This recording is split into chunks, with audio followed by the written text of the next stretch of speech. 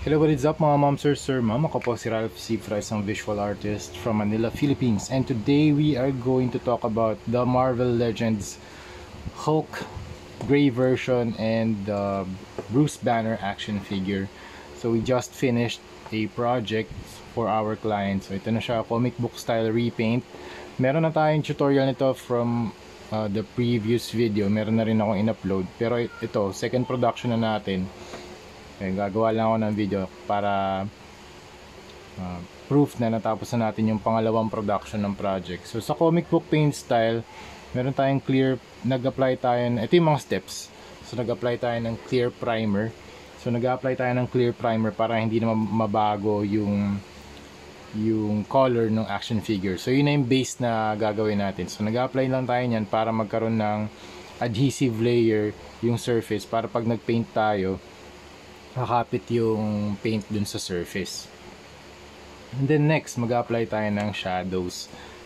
So yung ginawa kong shadows dito, hindi siya dark gray. Kasi pag dark gray, parang super dull ng magiging, parang super dull ng color. So nag-add ako ng intense violet and gray para dun sa shadows niya. For the highlights, yung next step natin, highlights. Minix ko lang yung intense violet, gray and white with konting intense violet lang. And then highlights 02, yung mas brighter na highlights, white lang. Tapos after nun, line art using a brush and this one, yung Pilot Twin marker para dun sa mas maninipis na lines. Dun sa mga feathering lines, transition lines, para magmukha siyang comic book style finish. Okay? And then next, yan, dito naman si Bruce Banner dito.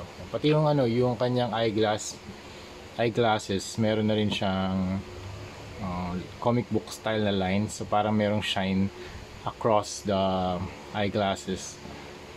Okay? And then after nun, naglagay na rin tayo ng top coat. Hindi ko makuha. Yan. So yun lang yung steps na ginawa natin dito sa comic book paint style. So yan, flex lang muna natin kasi papakita natin to kay client. Sa mga joints, wala namang nabago, ganun pa rin. You can still move the arms, the head. You can still remove this. You can still twist the body, and you can still articulate the legs, rotate the arms. Yan, may mga ano pa dito, yung butterfly joints. Okay, tapos pwede mo pang i-switch yung mga hands niya.